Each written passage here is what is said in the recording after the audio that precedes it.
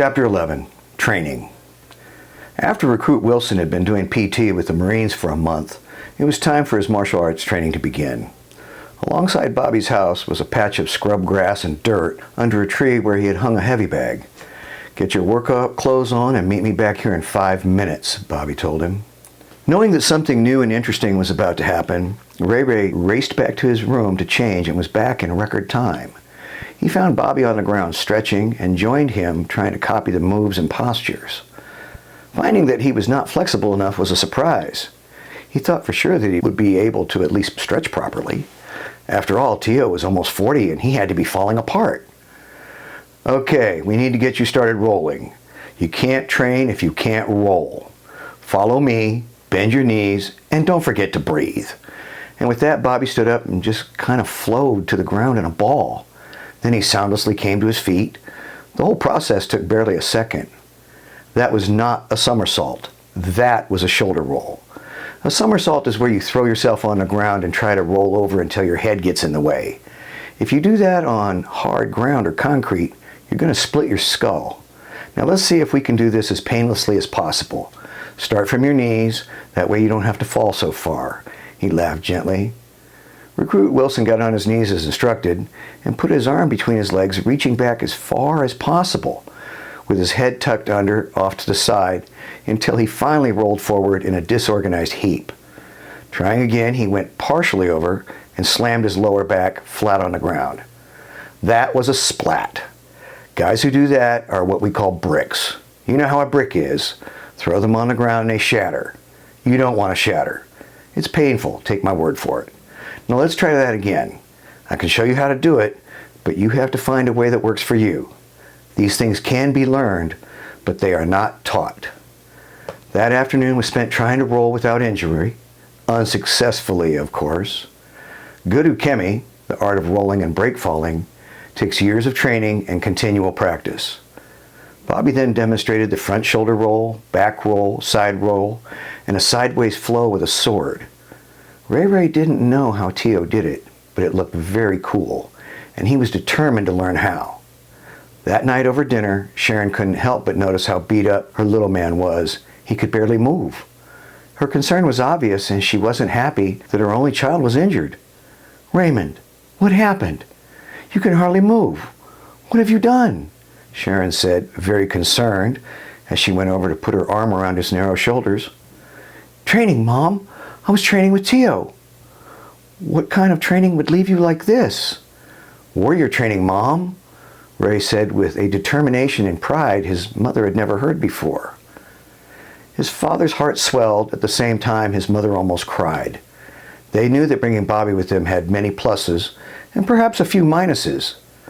What they didn't have any idea of was how bad little Ray wanted to be like his Tio and how he was willing to suffer for it. "What were you doing that got you hurt, son?" Sharon said with as much concern that she was tearing up. "We were doing ukemi, Mom," Ray announced in a tone that was supposed to sound knowledgeable and experienced after his first day. "Tio says you can't train if you can't roll. My first lesson was learning how to fall and roll safely. I guess I have a lot to learn." His look was so sheepish as to be almost comical, but no one was laughing. "Are you sure you want to do this, Ray? You know your Tio will love you whether you want to train or not." Doug was very concerned. "Please, Dad, don't make me quit. I really want to do this," he nearly yelled. "Now that I'm fit enough for morning PT, Tio says I'm ready to train." He was in a near panic state. His face was red, his eyes started tearing up, and he was ready to cry. This was something he wanted really badly, and it showed. That was the phrase his mother had been dreading. To her, being a warrior meant being like Bobby.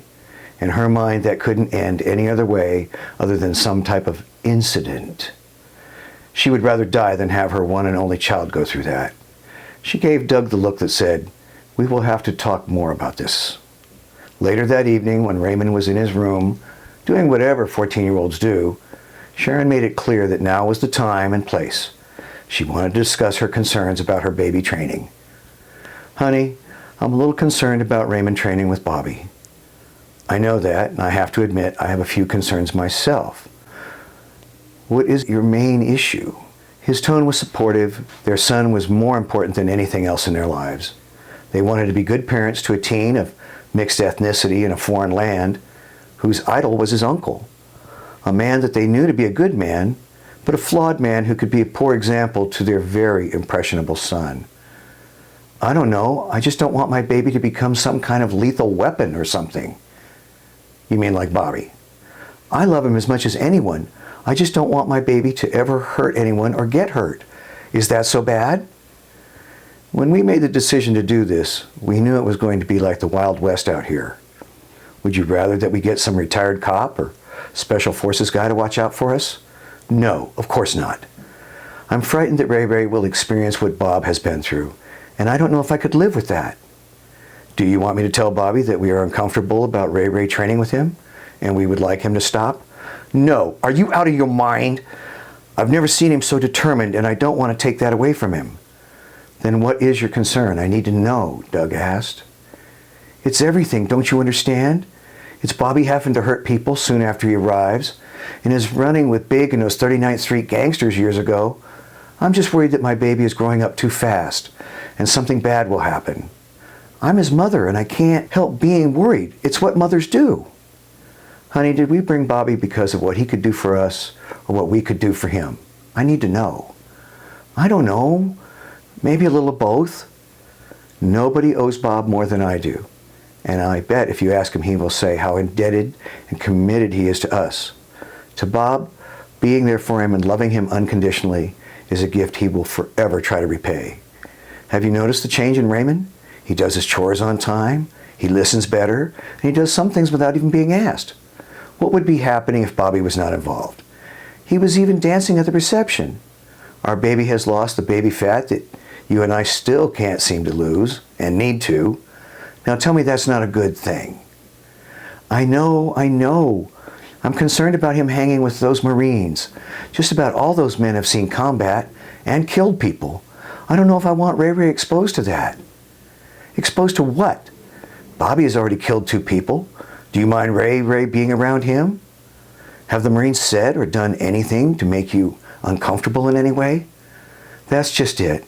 I trust Bobby with our lives. The Marines are all fine gentlemen, very professional, and I trust them completely. I'm just concerned that the violence they have been around will rub off on Raymond. Is that so unreasonable that I would worry about my baby? When I first met Bobby, he was already both popular and respected by the other kids. Nobody messed with him or his friends. When I came along, he introduced me to everyone as his new friend. And that was it. I never had a problem until the Slocum twins tried to sabotage me, and he took care of that. Don't you see? He's been looking out for me from day one. Just for a change, I would like to help him. And here he is, still looking out for us. I'm not sure how that happened. But if you feel that we would be better off without him, say it now, and I will tell him that this has not worked out. Are you crazy? Bobby's part of our family, and Raymond's T.O. Sharon was getting loud. He isn't going anywhere. Then I guess the subject is closed, or is it? Doug asked. You can't allow me not to be concerned about my baby. But I see that it is time for him to grow up a little, and I know Bobby would not allow anything bad to happen. So I guess I will have to go along with this warrior stuff for now, and hope he doesn't get hurt too bad. There are worse things than getting hurt, honey. And what could be worse than getting hurt? What could be worse than getting hurt? Doug repeated. Allow me to speak from experience. Being the last kid picked for sports, being made fun of for being too fat, getting bullied because you are weak, being too shy to even try and talk to a girl, let alone ask one for a date, knowing everyone in a room can kick your ass without any effort. Shall I continue? Those are all worse than a bump, a bruise, or even a broken bone. I want our son to be no one's fool, to be able to hold his head up in the world of rough men, as well as in the academic and business circles. I know that Bobby can help us to teach him those things. Is that so bad? No, I guess not, but I will never stop being his mother. Sharon started crying again, resigned to do something that scared her, that she was powerless to stop. I hope not. He doesn't have another one.